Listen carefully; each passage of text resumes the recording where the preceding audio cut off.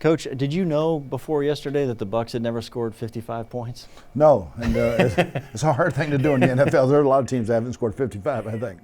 The offense, rightfully so, didn't take credit for all 55. They were all impressed with the fumble return for a touchdown. But it was a day that, you know what, the offense guy, they felt good that they could carry the load, and when it came time to match points, especially in the second half. When you're talking about team.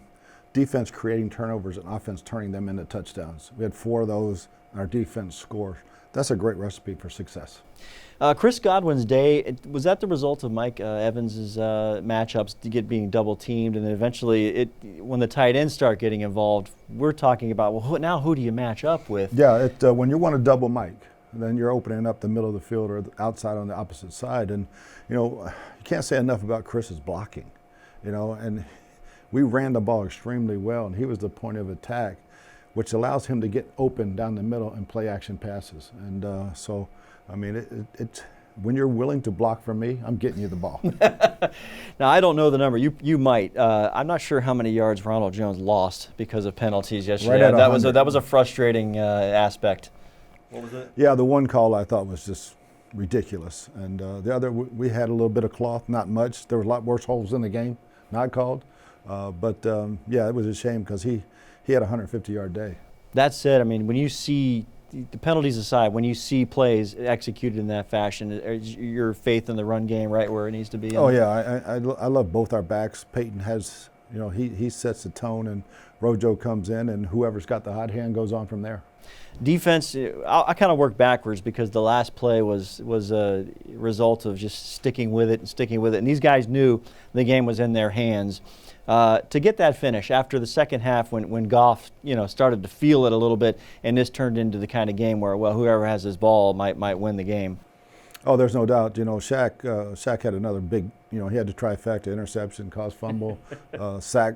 So everything, just can't say enough about the way he's playing. But Ndamukong Suh and Vita Vea and Will Golson all had great rushes. They had great pressure up the middle. And forced a lot of incompletions. The corners, they're getting locked in a lot of one-on-ones, and there's always risk with that because there were a couple of spin moves where the receiver cut back inside and it's an extra 9, 11 yards.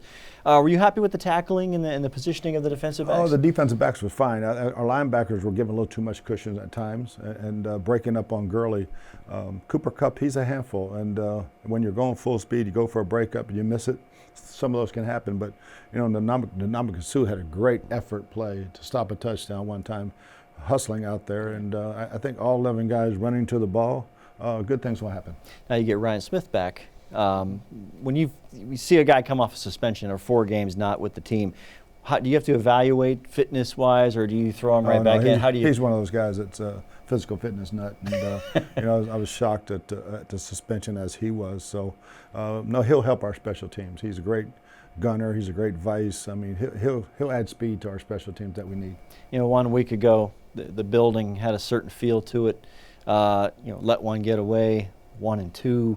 What's the feeling today that you made up for that? Obviously, I think the whole building's livelier today, and it doesn't matter Wednesday. Whether you win or lose, Wednesday you come to work because it's a whole new week.